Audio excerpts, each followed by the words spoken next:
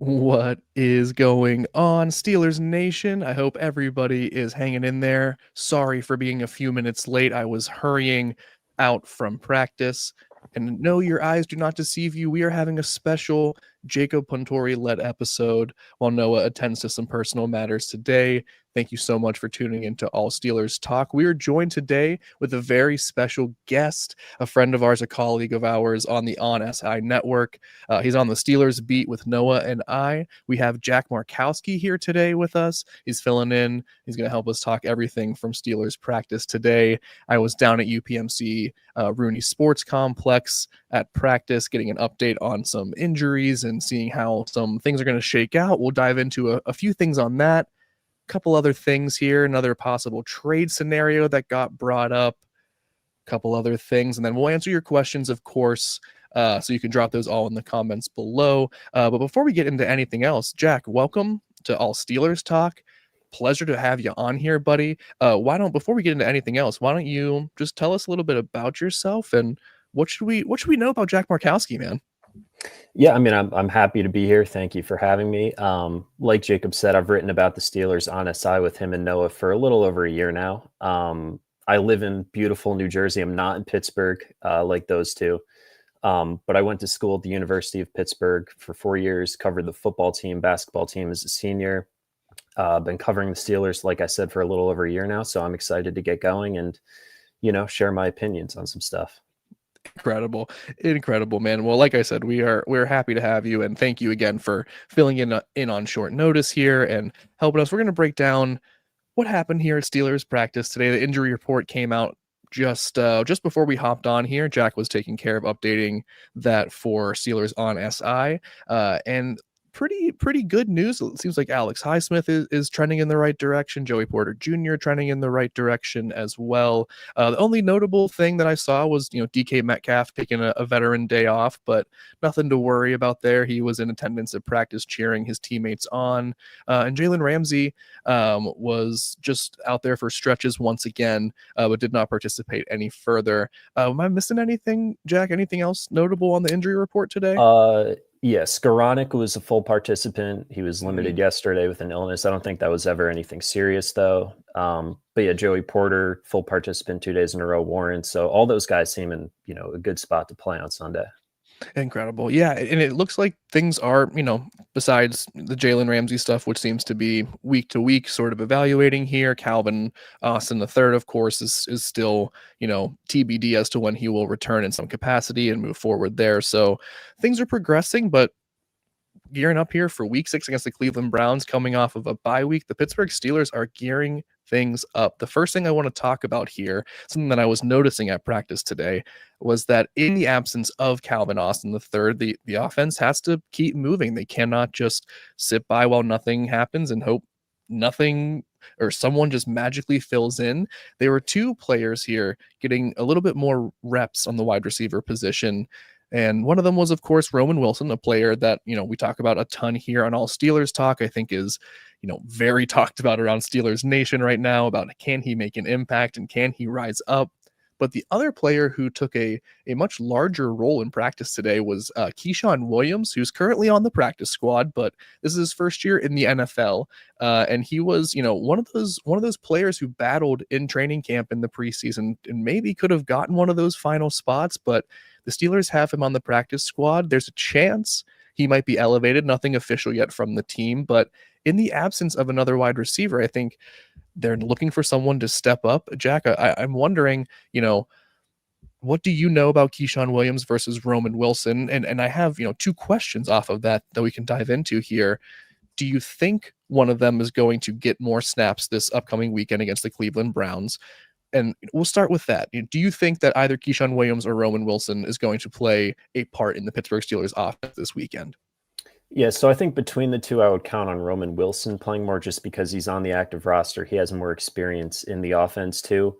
At the same time, though, like you feel like if he were to get an elevated role, it would have already happened. So I'm a little hesitant to say Roman Wilson. I do think Keyshawn Williams would be the more exciting option just because he was a camp standout. He had a good preseason. Roman Wilson did too.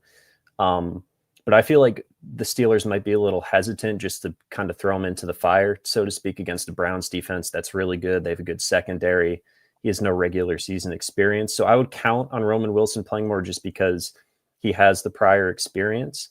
But I do think down the road, Keyshawn Williams could become more of an option. Yeah, I mean, listen here. I know it's maybe not the most exciting, flashy thing. Noah and I have been talking about this a bunch recently. Like, uh, how can the Steelers bring in a viable wide receiver too that is not someone that is Keyshawn Williams or Isaiah Hodgins? So, like, believe me, I understand the frustration and I echo it. That, and I'm sure, Jack, I don't want to speak for you, but you probably have the same sentiment here. Like, it's not like we're talking about two fantastic options here for the Pittsburgh Steelers at wide receiver, but this is the situation that they're in. This is the predicament that they face going up against the Cleveland Browns. And, whether we like it or not, a trade for a larger piece does not seem to be on the table. So there is this debate. Can they get someone to rise to the occasion here? And Keyshawn Williams, there's one thing here that I really think could give him the edge, as much as I do agree with you here, Jack, because Roman Wilson knows the offense. He's been further involved in the offense. He has a little bit more experience. Maybe he has a little bit more trust with Aaron Rodgers. The thing that Keyshawn Williams brings here is he, is a valuable special teams player. He can be a kick returner and a punt returner. So I just wonder if there is something that they need. It's not just, another body. They have Scotty Miller, Ben Skoranek returning. They have all these guys who are just going to eat up snaps, for lack of a better term. But do they have a difference maker maybe in special teams against the Cleveland Browns? And if they think Keyshawn Williams could do that, why not give him a chance?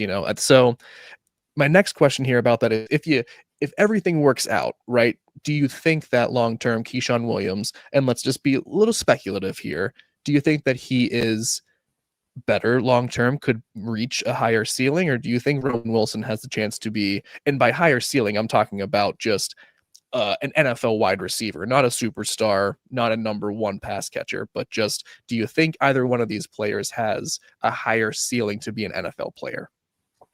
I think all around there, you made a good point with the special team stuff. Like Keyshawn Williams is an experienced return man. So I think overall value, he might bring more than Roman Wilson, but I think just purely as a receiver, I still kind of lean towards Wilson because, he was a big part of that Michigan team that won the national title in 2023. He was a third round pick for a reason. He's never found his footing in the NFL. Obviously, last year he dealt with, hamstring injury, ankle injury. He only played 5 snaps. And then this year he hasn't gotten it going either. I do think Keyshawn Williams is the more exciting player. He's probably more explosive in terms of, big plays, open field, stuff like that. But just from a technical standpoint, higher floor, I would go with Roman Wilson for the time being, even though he hasn't really shown anything to, merit that. Yeah. Yeah. I mean, look, again, I think you're right. And I think there's a ton to what you're saying. The crazy thing here is, again, I was at practice today at UPMC Rooney Sports Complex, and there were a couple of plays, man, where Roman Wilson made some really nice routes. The hands look steady. There was I think it was their second preseason game where he had a couple of really nice catches, and one of them he kind of, he goes up the ladder and high points the ball, and you're seeing these flashes, these glimpses, and you're like, maybe this is where Roman Wilson can go. Maybe there is somewhere else for him to step forward, to progress into, and then it just doesn't translate come Sunday, come regular season football. So I hear you. I appreciate it. Normally I'm the one throwing a lot of water on Noah's fire of optimism as it kind of tends to grow. So, it's nice to sort of bring this different element here with what Jack is throwing out. I appreciate it. Let's shift gears here. I know lots of people are interested. The San Francisco 49ers, we're going to shift to the defensive side of the ball, and the San Francisco 49ers, all the way across the country here, they lose their top pass rusher. And by their own media's reporting, from their own management, they want help. They want help on the pass rush to replace Bosa. They would like to maybe try to continue to, believe they're 4-1 or 3-2 through the first 5 games. So we're talking about a solid NFC team here, and they are probably going to be aggressive before that week 8 trade deadline. The trade talks here pop up a lot, but there's this other player on the Pittsburgh Steelers that I think maybe could be on the table if the Steelers want to explore a trade. Something defensive coordinator Terrell Austin said today before practice was that, uh, third year edge rusher Nick Herbig is playing so well that he is just putting himself in this position where he is earning more snaps. They have to keep finding ways to give him those snaps. What does that mean for Alex Highsmith? And is there any possibility, is there anything, any gasoline to the fire rather than water on the fire to Alex Highsmith possibly being traded? And does this maybe really strong potential fit in the San Francisco 49ers in the NFC? Does that move the needle here? So I'm curious, would the San Francisco 49ers be a trade partner that you would consider dealing with at all? I know you bring a lot of knowledge of the New York area, the New York teams, so you have a little bit more NFC experience than I do. The San Francisco 49ers have a reputation of not being the best to trade with because you don't often win. But would you consider trading with the San Francisco 49ers is the first part? And would you consider trading Alex Highsmith to the San Francisco 49ers to maybe address some other need on the Pittsburgh Steelers? I would definitely consider it. I would be hesitant, like you said, just because I think Highsmith still has a major role in this defense. Herbig has been fantastic, obviously. Like he stepped up, in Highsmith's absence and been a perfect complement to TJ Watt. But Highsmith, like he was a difference maker in week one. He had a sack, he had 8 pressures, I'm pretty sure. He's under contract through 2027. So just from a player standpoint, I would be hesitant to trade him. I do think the Niners make sense as a trade partner, though if, the Steelers were looking to shop Highsmith. I don't know what the trade price would be. If we're circling players, I think like a Jawan Jennings deal would be interesting just because, he never got the extension that he was looking for in the offseason. The Niners are rumored to be in trade talks surrounding him. There was no traction on a deal whatsoever, an extension. They kind of pulled a Cam Hayward move where they gave him, $3 million in playtime incentives this year. But he's still set to be an unrestricted free agent next offseason. So, would the Steelers trade Highsmith for a rental like Jawan Jennings or really at all? I don't know, just because I do think having 3 beasts off the edge is a major, major asset. And I know they get interior pass rush from guys like Cam Hayward, Derek Harmon. But, if one of the other guys outside of Highsmith were to go down, the depth at edge for Pittsburgh's not great. You have Jack Sawyer, but still, I think having Highsmith on the roster, a guy that had 14 and a half sacks in 2022, I know his production hasn't matched that the last 2 seasons, but I still think the value that he brings is greater than what you would get back in a trade from the Niners, most likely, unless you could somehow swindle a deal for Jennings and like a day 3 pick or something like that. Okay. No, I like Jawan Jennings. I'm not, I love Jawan Jennings. I have no idea if he's healthy, what the production looks like on his side so far. I know it seems like San Francisco has just been banged up all season long, kind of like the Pittsburgh Steelers. But perfect fit in terms of scheme for what an ideal complementary number 2 alongside DK Metcalf. You look at Jawan Jennings, you look at the run blocking ability, you look at his ability to just run routes so crisply, you look at his ability to pull defenders and command attention. He is a player who, if they had all their ducks in the row and everything's lined up perfectly, he is absolutely an ideal fit. And I think that is just, the months have gone by here, and that fact still remains that Jawan Jennings is a quality player that would fit ideally with the Pittsburgh Steelers if the circumstances fit perfectly. But you hit on something here that I think is absolutely the biggest takeaway from all of this, and that, look, like Alex Highsmith might be a chip to dangle, a little carrot to dangle, so to speak, but in reality, having these 3 premier edge rushers, the defense is the heart and soul of this team, right? It's how this Pittsburgh Steelers team will advance not only to the playoffs, but maybe get their first playoff victory in 8 years and maybe win 2 playoff games. God forbid, we get crazy like that. It's going to happen with the defense leading the way, and you take away your biggest position of strength on the defense aside from secondary. Where do you go from there? We're learning this really difficult lesson on the offensive side of the ball when you don't address the depth, right? The wide receiver core, you're looking around at practice today and you're going, who's going to step up? Is it Jack Markowski? Is it Keyshawn Williams? Like you have no idea where this is gonna come from. You lose someone like Alex Highsmith, who is a Pro Bowl level player.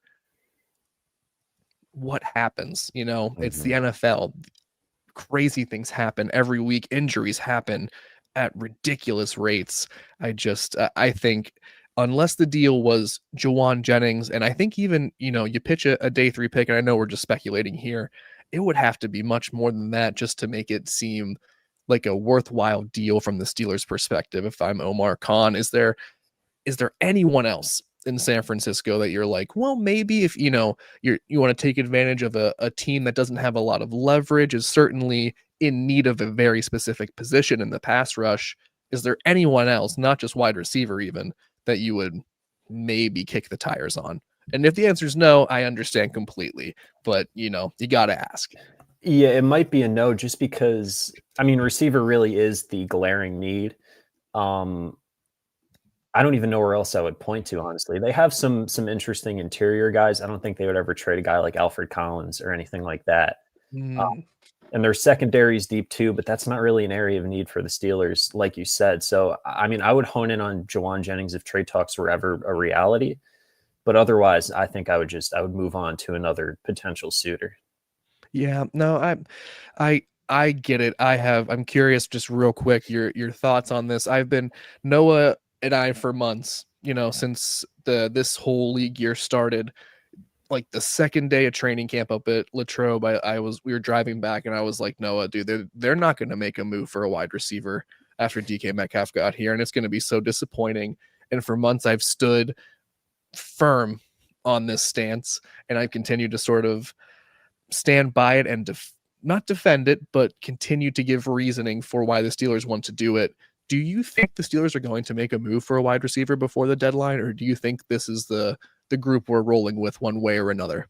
I tend to agree with you. I don't see any move coming, honestly. I would love to be wrong, but I don't see it. Last year I feel like there was more of a need there. They only got Mike Williams, and it was a move that made sense at the time, but it didn't pay off. So I feel like they might be a little more hesitant this time around. And I don't know if there's a move of substance to really be made. Like, are they going to go all in for a guy like Jacoby Myers, who might be the top name moved if he is moved at all? I don't think like a wide receiver for a veteran depth option moves the needle. Mhm. So yeah, no, I agree with you. I really don't think they're going to make another move. And I feel like they think a guy like Jonnu Smith is going to emerge at some point and be that, secondary weapon or, next to Austin and Metcalf. Yep. Yep. Jack, buddy,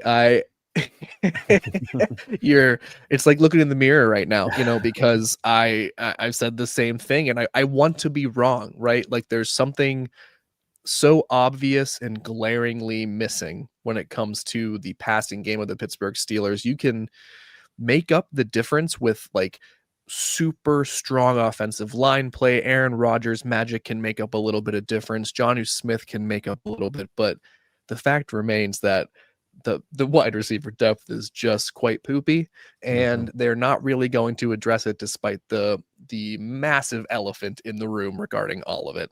But that's hilarious. I find that to be so funny that you agree. Noah and I've talked about this ad nauseum, as I'm sure people in the comments are letting us know and will continue to let us know. But that's the latest trade speculations.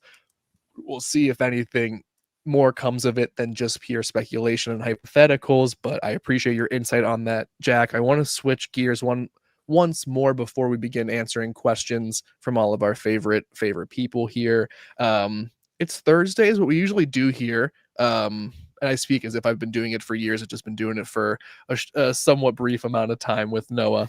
But we make our bold predictions here as the season begins. And with the Cleveland Browns kicking off the AFC North schedule, I think it's a good time for us to bust out some very, very bold predictions. So I'm going to throw it to you, my friend, and I'm curious to hear. You can give me one, you can give me multiple. Let me know, what are your bold predictions for this upcoming matchup between the Pittsburgh Steelers and the Cleveland Browns? So the one I'm most proud of, I guess you could say, is I think the Steelers are going to hold Cleveland to single digits. Now, I think you could view this game as a trap game, sort of. And Dylan Gabriel did look pretty good against a pretty good Vikings defense too last week. But Cleveland hasn't scored more than 20 points since week 13 last year. It's a rookie quarterback that's going into a pretty hostile environment at Acrisure. You know, the Steelers defense didn't get off to a great start, but they had 5 takeaways against New England. They sort of put it all together against the Vikings in week 4.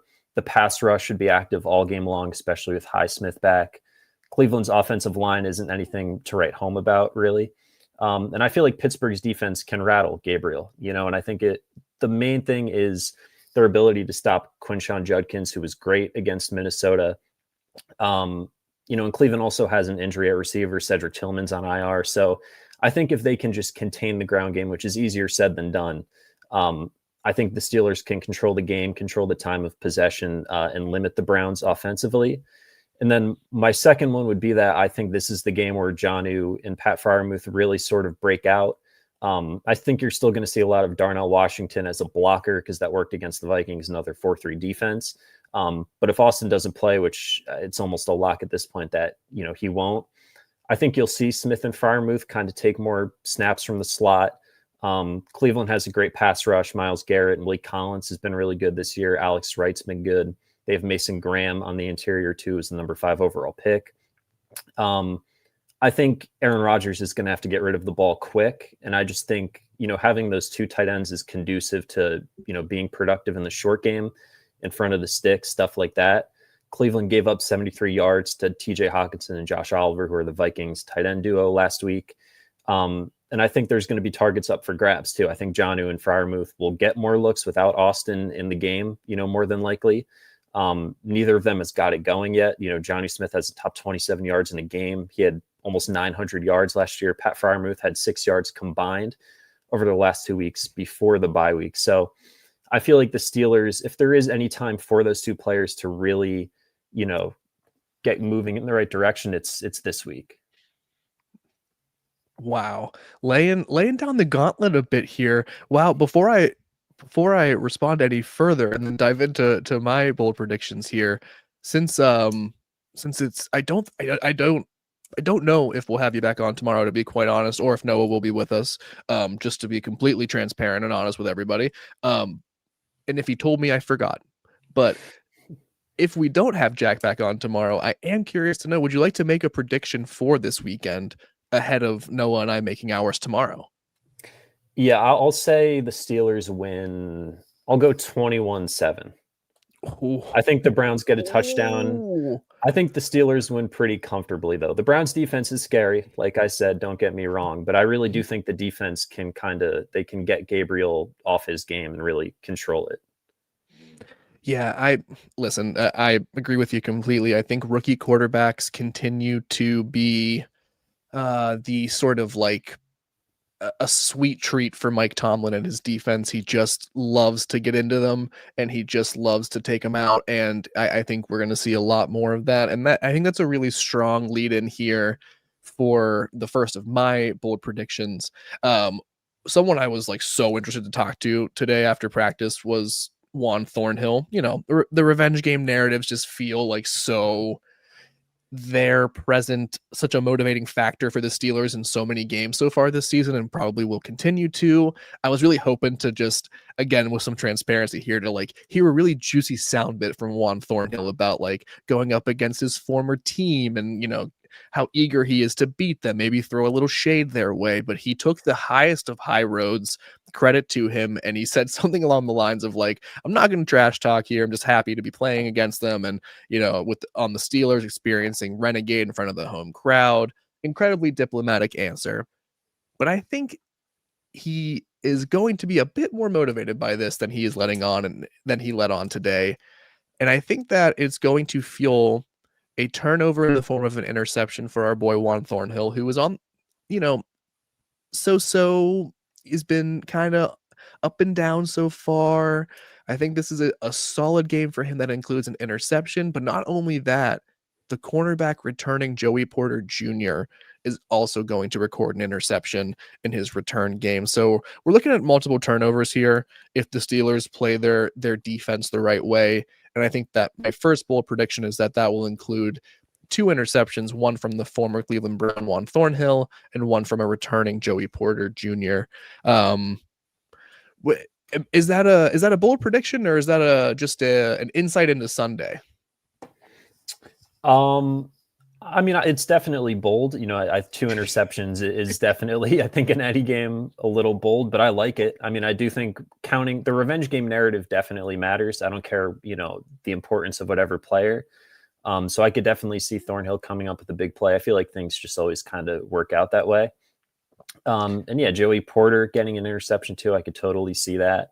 He's not going to be on, or he actually might be covering Jerry Jeudy, but I don't know if that plays a huge part. I like it though. I mean, I think that Gabriel will definitely be rattled. I could definitely see him, making some mistakes throughout the game. Yeah, and I appreciate you keeping me humble here, and I do have to give credit to Dylan Gabriel as well, who maybe we are overestimating and over respecting the Minnesota Vikings defense, but I feel like they are a very strong group. I love what Brian Flores does, and I think that he really held his own in that game in London for making his first start. So I'm curious to see how he responds to a a better defensive group for sure, but also just probably one that is more on the rise than sort of dealing with their own sort of issues like the Minnesota Vikings are. But alas, the Steelers should maybe bring that to an end here. Because my other bold prediction here, I'm going to just switch it to the complete other side of the field. I am just, I put out something on Puntori's playbook earlier this week about the disappearance of Pat Fryermuth, and I am getting a little bit of like buyer's regret with that opinion right now.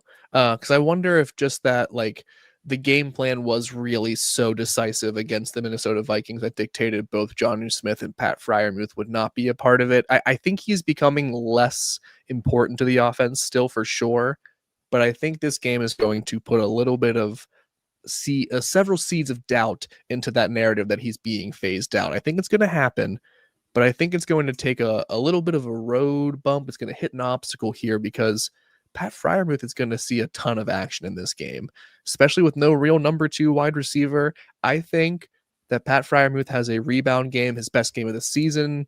And I think we're talking about something in the realm of 6 to 7 receptions, 75 plus receiving yards, and a touchdown. And maybe that doesn't sound crazy bold, but for how little he's been involved so far, I think we are seeing a complete sort of breakout game from Pat Fryermuth before we return to the narrative of, is he being phased out of the offense? So revenge game for Juan Thornhill and Pat Fryermuth, I guess. What do you make of that?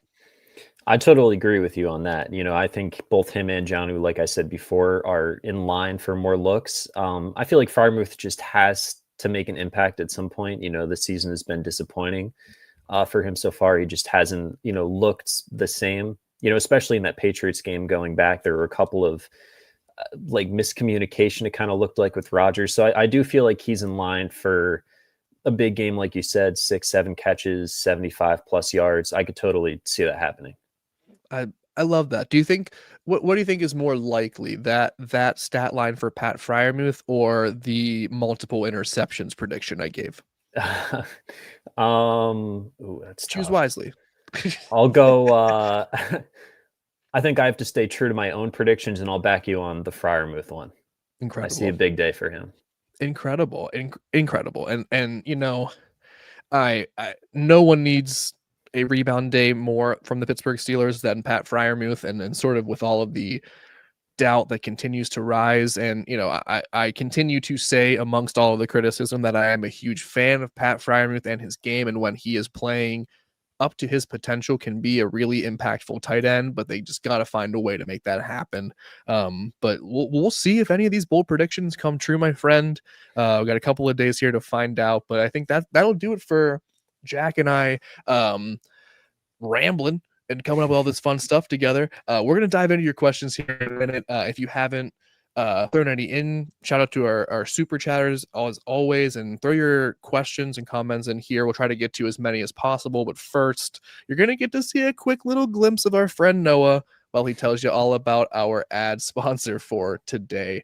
We'll be right back, friends. What's up, AST Nation? I've teamed up with DraftKings. The next great touchdown is coming. You can bet on it. And the best way to do so is through DraftKings Sportsbook, where new customers who bet $5 get $200 in bonus bets if your bet wins. With the bye week behind us, now is the time to get in on the action. Love the thrill of live betting? DraftKings has got you covered. Bet live on in-progress games right as they happen. Then use your bonus bets to stay in on the action and bet DraftKings same-game parlays for a shot at an even bigger payout. And don't worry, if sports betting is not yet available in your state, you're fine. You can still join in on all of the fun with DraftKings Daily Fantasy Sports and have the shot to win cash prizes. New customers who bet $5 get $200 in bonus bets if your bet wins. Sign up using my promo code ALLSteelers and get in on the action only at DraftKings Sportsbook.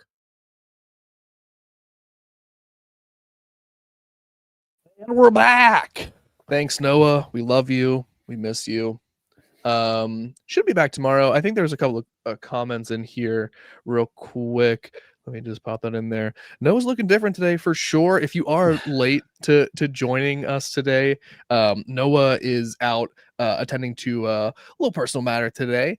I'm trying to think of a quick lie to say that I can't think of in the moment, but yeah, he's out. I saw someone say in the comments that he's out auditioning, or not auditioning, shows I have a theater background with some of my word choice sometimes. I apologize, Jack.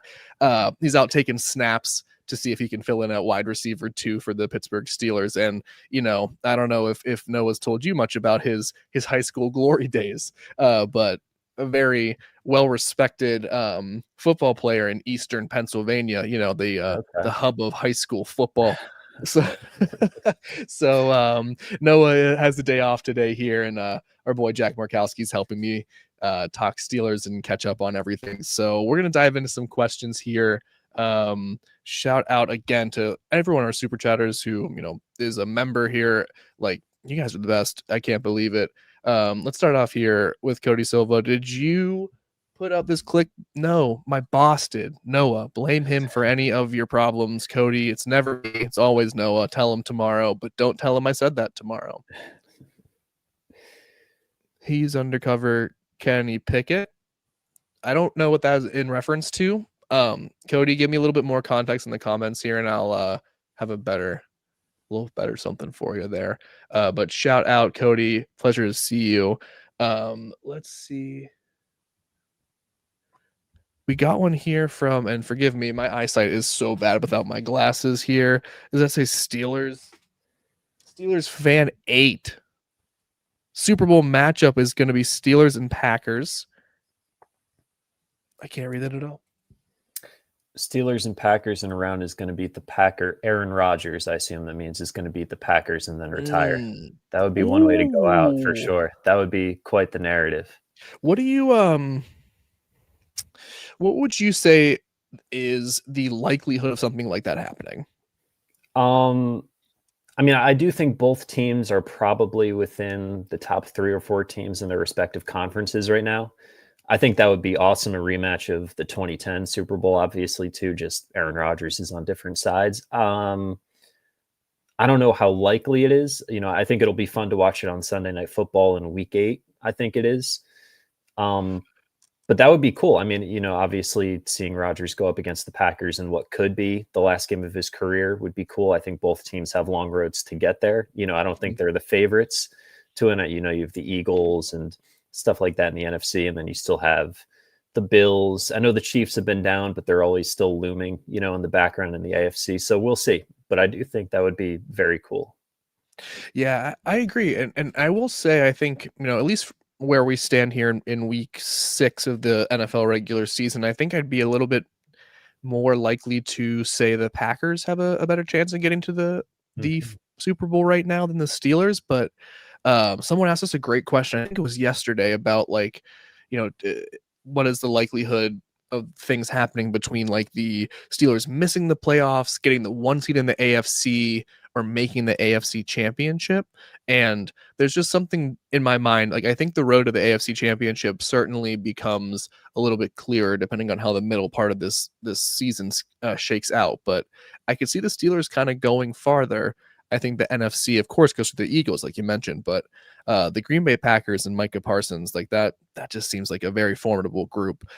Very, very eager for their regular season matchup with the Pittsburgh Steelers and for Aaron Rodgers to go up against them. But yeah, Steelers fan 8, appreciate that.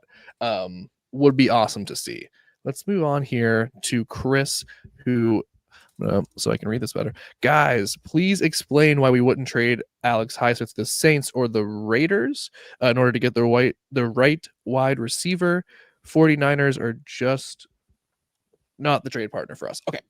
I agree with the sentiment. I think what the ideal place, I assume that Chris is referring to someone like a Jacoby Myers, like Jack brought up earlier. And I do think that he is, I love the way Jack phrased it here, and I'm gonna butcher what you actually said, buddy. But I think he is probably the top target that actually does get moved this year, if one gets moved before week 8, right? That would be an excellent number 2. You know, you have a really complimentary player in Jacoby Myers behind DK Metcalf.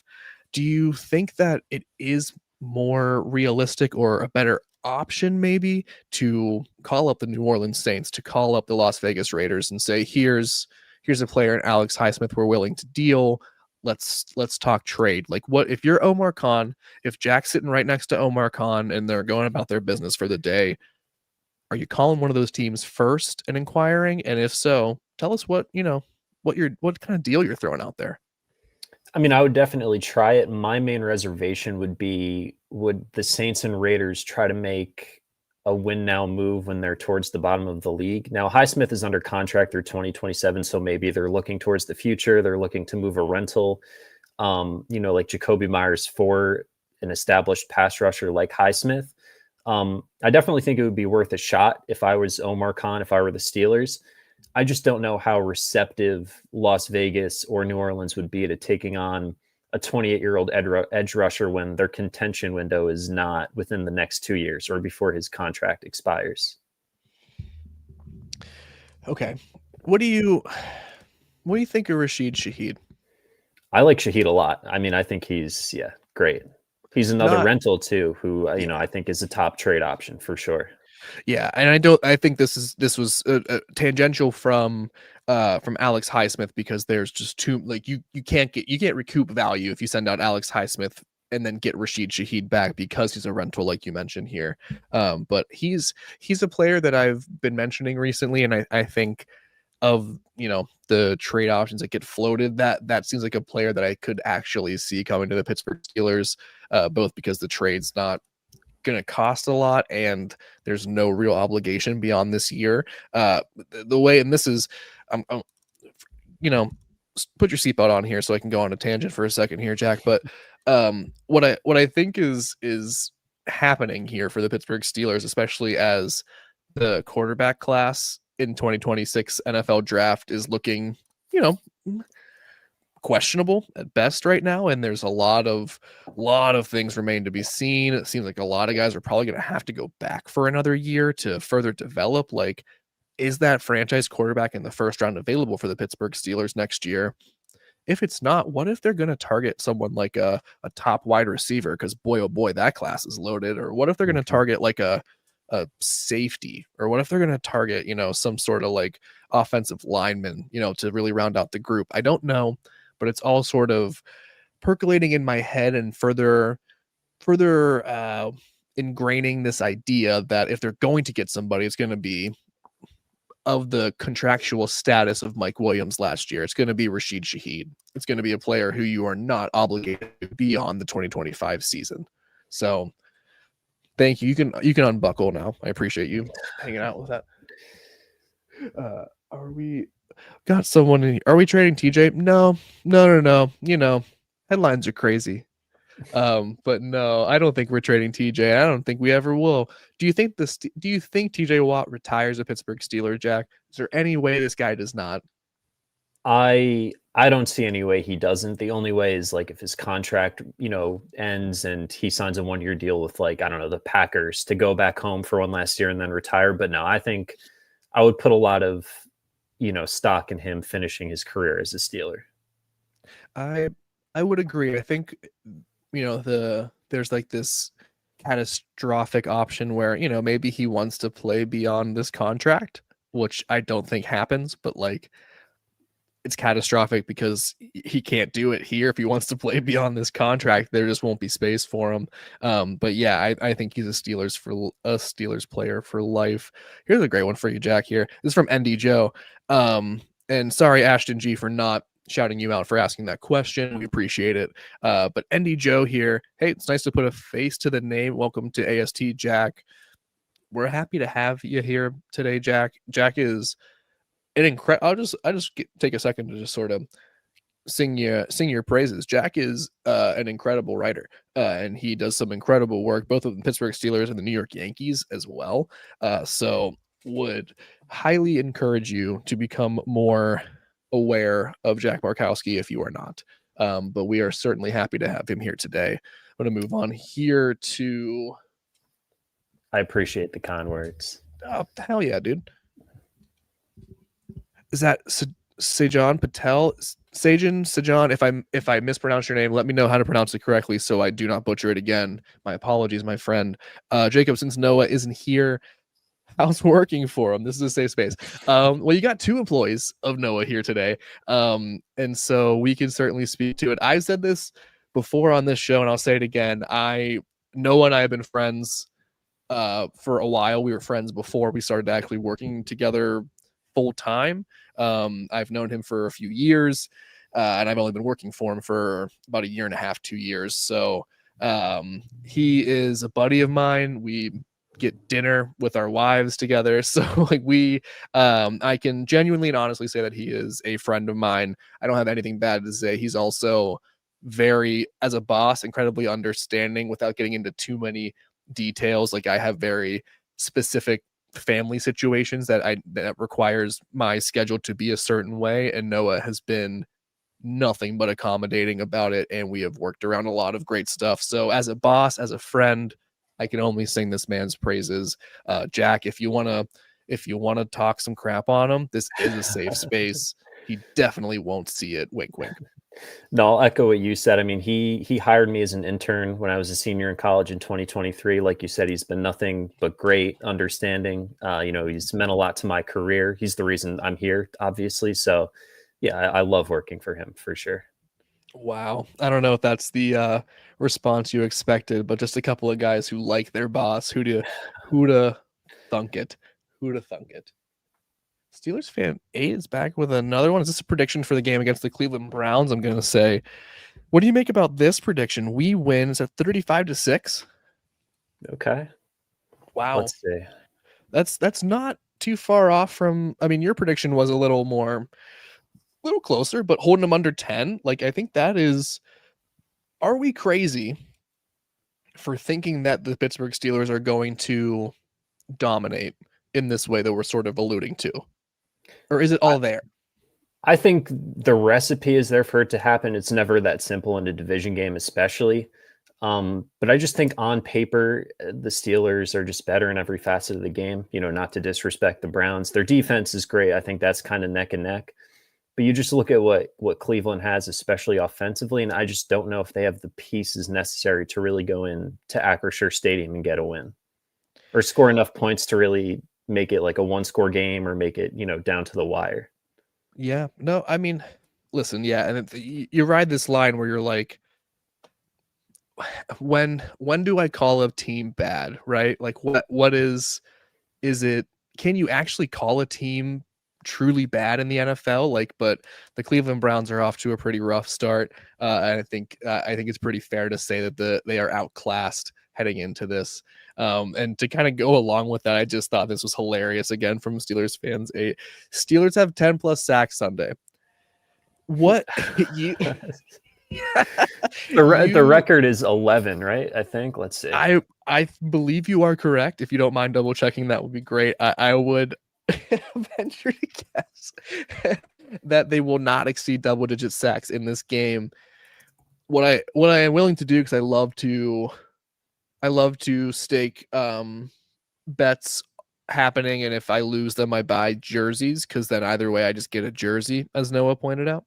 But if the Steelers get 10 plus sacks, I'll buy 2 Steelers jerseys, and Steelers fan 8, you can hold me accountable for it. I'll give one to someone in the picnic pack too. No doubt about it. I don't think it's going to happen, unfortunately, but if I'm wrong, please, Steelers fan 8, let me know on Monday, and I'll be asking for your jersey size. I'm going to move on here real quick here to another bold prediction I'm seeing here from Ryan. And again, apologies as I'm moving around here. My eyesight, I have not realized, has gotten so bad as I get older. I cannot see my laptop just 3 feet away from me. Bold prediction here from Ryan: Darnell, Muth, and Jonnu all get touchdowns against the Browns.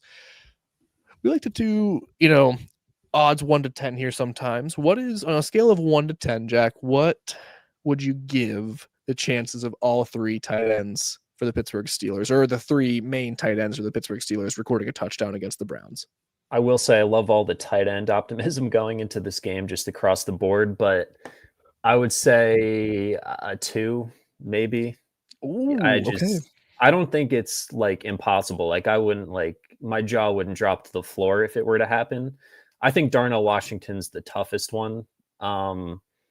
Yeah, I don't know if I see it happening, but that would be awesome.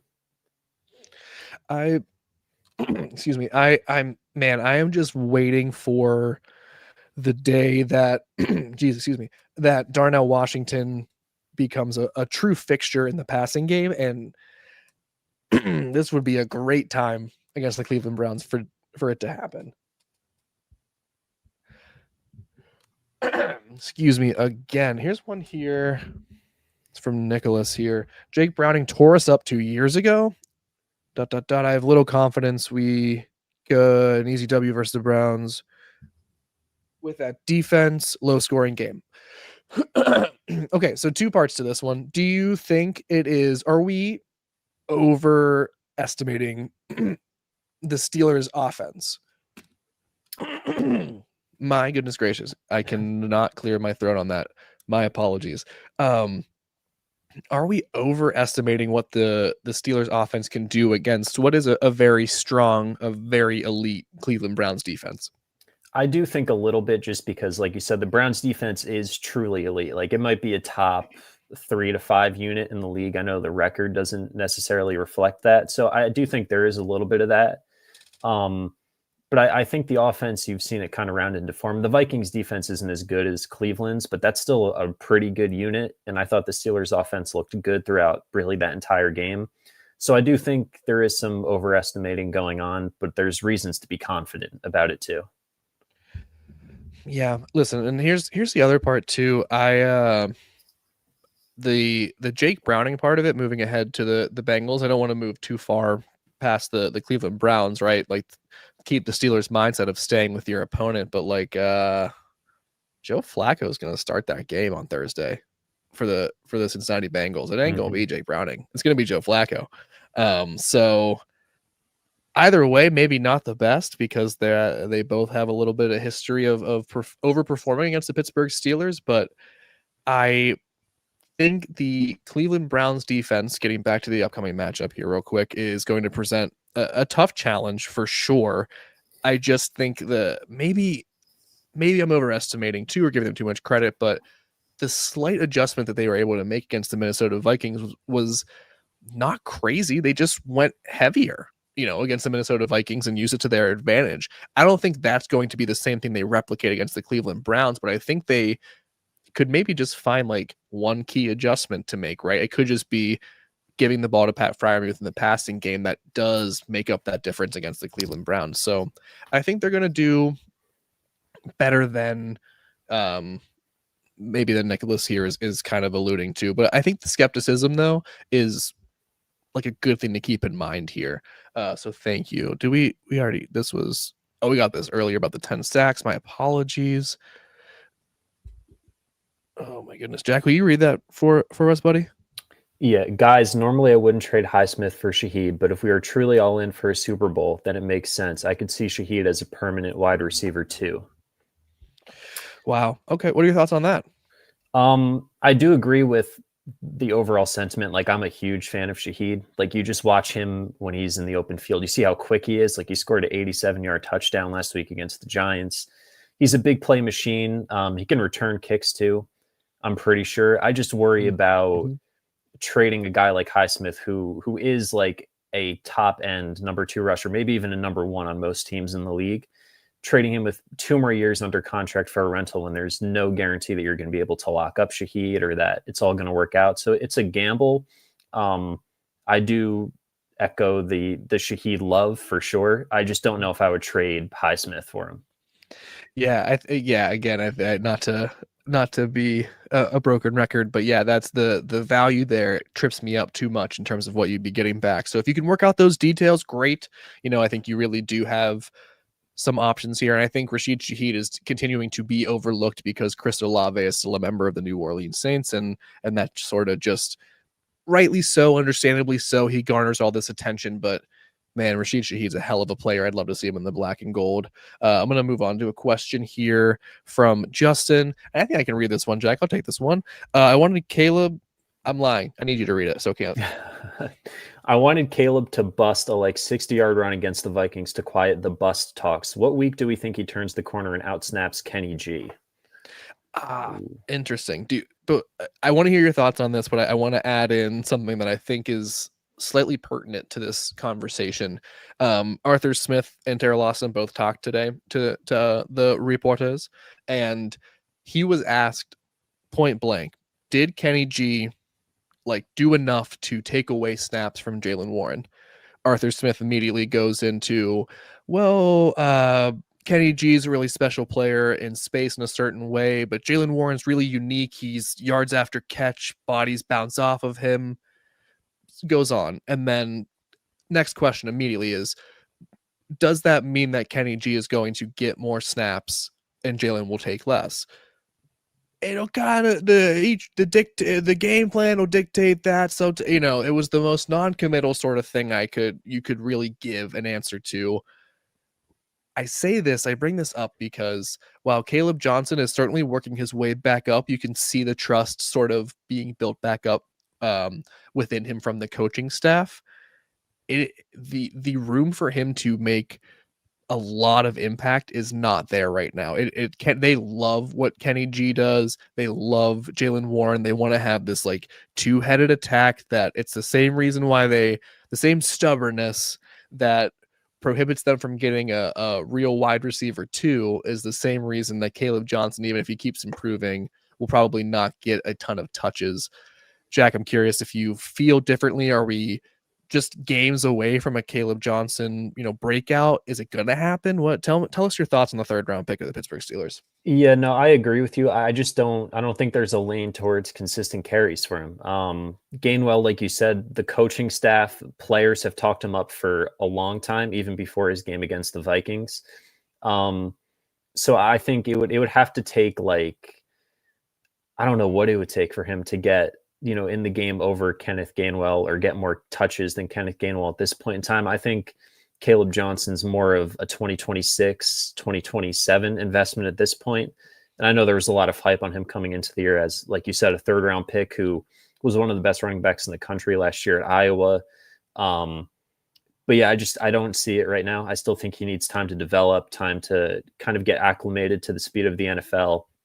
But that's not to say that he's a bust. It takes time to sort of find your footing. So yeah, I don't think he's going to make much of an impact this year, but for the future, I'm definitely not out on him by any means. That's an important note to end on with the Caleb Johnson talk here, because I am certainly guilty of seeing him in training camp and being like, wow, this the power of Caleb Johnson, this sort of explosiveness of Caleb Johnson could really elevate him quickly. And then, like you said, the speed of the game at the NFL level has just really passed him by, and he's struggled to sort of acclimate. I hope that there is something greater for him beyond 2025. There's these moments with NFL players where like once things pass them, they never catch up, and I worry that like the putting him in the kick returning role Mm-hmm. and sort of, he had a good comeback game against the Vikings in the very limited uses that they had. So I'm hoping that I'm wrong in my assessment and he continues to have an upward trajectory, but yeah, I don't see it anytime soon. So, Justin, for your question, not looking good on this end of the aisle here. But we'll certainly see the running game. What I will also conclude from Arthur Smith's comments is that they are not committed to doing it just one way when it comes to the rushing attack. They are open to finding better options, going down different roads to explore things. I think Jaylen Warren was very much the plan coming in here, but Kenneth Gainwell runs for 19 rushes for 99 yards against the Vikings. It kind of changes your plans a little bit, and they are showing an openness to adjusting, so we'll see what they do with that. Another one here from Poke Salad. Hey Jack, do you know what poke salad is? I don't know. I didn't until yesterday, and poke salad has been it just like is a great part of the picnic pack and all Steelers talk here. And the poke berries, I believe, is where it comes from. It's like some sort of like Depression era like food. So if I'm not mistaken, so and if I'm wrong, poke salad, my apologies for not retaining the information correctly yesterday, but also apologies for not knowing more about your whole deal there. But he says to us, Broderick Jones breakout game, he shuts down Garrett. What do you make of that, Jack? Do you think that's possible? What's funny is I actually almost made that one of my bold predictions. Yeah. It's possible. It's not likely. I do think I want to give Broderick credit because week 1 was a kind of a disaster for him, and he's gotten better like pretty substantially since then. But Myles Garrett, is one of the best players in the NFL. It's tough to really neutralize him. I think he might not give up a sack against Myles Garrett, but I don't know if any tackle in the league can really truly shut down Myles Garrett. No, but if he does, I mean, then he's like sign him to a 5-year extension on Monday. So I do like that prediction though, because I don't think it's completely impossible. I hear you, man. And look, having a strong performance against Myles Garrett is what got Dan Moore Jr. all that money in Tennessee, right? Like just the fact that he could handle himself against Myles Garrett got this man a ginormous bag. It is a testament to the supreme Myles Garrett. Like, just as TJ Watt is in a class all by himself, so is Myles Garrett. You can only hope to contain somewhat. You can only hope. You can't neutralize Myles Garrett in any sort of way, but you can just hope to minimize the impact. I hope, what a test this is for Broderick Jones. I'm optimistic he can do better than I hope. But we will certainly see. We have one here from Respect the Roonies. Hard to practice. Muth, Tutty. Okay. Wilson, does that say 2 for 3, 30 plus yards? We win 17-9. So am I reading that correctly? In that Roman Wilson has 2 30 plus yard? I believe so. Yeah. Respect the Rooney's coming in here with a bold prediction on a Thursday. Listen, I'm with you on the Muth Tutty. We're gonna hear Acrisure yelling Muth on Sunday for sure. I feel like that's coming.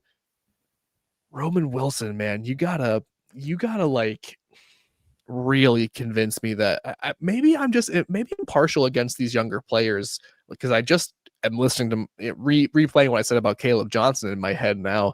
But you can't not convince me that Roman Wilson's going to be an important part of this offense, even with the injuries. Am I wrong? I don't think so. No, I think at some point he's going to make an impact. I don't know. I mean, I would like to say it's going to be against the Browns. I mean, going back to the Keyshawn Williams debate, I do think of the Steelers' depth options, he's the one that's going to benefit the most, so to speak, from Austin not being in the game. But yeah, I don't 2 for 30 plus. I don't know if I see it against that Browns defense, unfortunately. Yeah, and here, to play devil's advocate to myself, here's the one, and I think this is kind of why I think like the Freiermuth stuff is maybe possible for this weekend too, in terms of him having a bigger game. Is like, if I'm the Cleveland Browns, right? Like, Myles Garrett's he's gonna feast a little bit. He's gonna get after Aaron Rodgers. How are the Steelers going to move the ball that you can game plan against if you're the Cleveland Browns? You got to just try to find a way to keep DK Metcalf just sort of on the perimeter, and that's about it. Like, you can take your licks if it's Jalen Warren kind of moving down the field. You're not really worried about Roman Wilson or Scotty Miller or Ben Skoranek or Keyshawn Williams if he gets called up.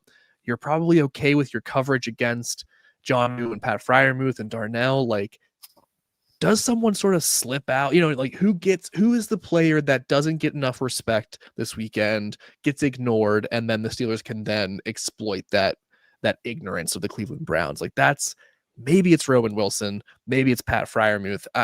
I'll give some sort of credence to that as well. But the Pat Freiermuth tutty, I am 100% in on for this weekend. Let's see what else we got here. I'm gonna look through here. While I look through here, Jack, tell me if there's anything else that you think the Pittsburgh Steelers going up against the Cleveland Browns here, because we're coming up on an hour here. We're gonna close things out soon. Is there anything that we have missed the Pittsburgh Steelers absolutely need to do or need to avoid to beat the Cleveland Browns? Yeah, I would say, turnovers is an obvious one just because I don't think Cleveland's going to be able to move the ball without forcing turnovers. I really just don't trust that offense. So as long as Aaron Rodgers can avoid a bad interception or two, which, he's one of the best in the league all time at doing that. So I do trust him. Obviously, he's a 4-time MVP. He's 41 years old. He's a veteran, that can avoid that kind of stuff. And I would also say, just hearkening back onto the Judkins thing, like, he was incredible against the Vikings. I think it all really just comes down to stopping the run. And that was an issue over the first couple of weeks for the Steelers. They stopped Jordan Mason against Minnesota. They were pretty good against the Patriots. If they can just keep building upon that, keep stacking good performances with their run defense, then I think they're going to be in good shape. You just cannot let Judkins beat you, or you have to avoid mindless turnovers too against that defense, which is tough, but. Oh, dude. Bang on, beautifully said, Jack. I know. I think that is they're going to have to. Judkins is the focal point. It is the only thing that really matters as far as I'm concerned for the Pittsburgh Steelers defense. If you eliminate him, which is a tall task, a very tall task, he's a hell of a player. If you're able to do that, the pass rush is going to get home. The secondary is going to be fine. The rookie quarterback's not going to be able to do everything he wants to do against the stifling Steelers defense. You take care of that, you win the turnover battle. Should be good. I appreciate all your insight here, Jack. So I think that's going to do it for us here, guys. This has been a blast. Jack Markowski, thank you so much, buddy, for coming on, for helping us out today. Love hearing your insights here. Love getting your thoughts on everything. Shout out to everybody for tuning in today. Thank you so much for joining us. Shout out to all of our super chatters, our members. We'll be back tomorrow. Again, not sure if Noah will be back tomorrow or not, or if not, Jack will absolutely be coming back, or I will ask him to, at least after this. We'll get that all squared away. I'll drop another episode of Puntori's Playbook tomorrow as well in advance of the Cleveland Browns game. I'm also going to be heading down to Steelers practice once more as they do their final preparations for this week 6 matchup. In the meantime, you can subscribe to All Steelers Talk at youtube.com/All Steelers Talk. You can check us out anywhere you get your podcast. And if you like our work, if you want to read more about what Jack Markowski writes about, it's good stuff. You want to read Noah's work, you want to read mine, the rest of our colleagues, you can check us out at si.com/NFL/Steelers. We'll be back tomorrow, folks. And everybody in Yinzer and Steelers Nation, be good, be kind. We'll see y'all tomorrow. Peace.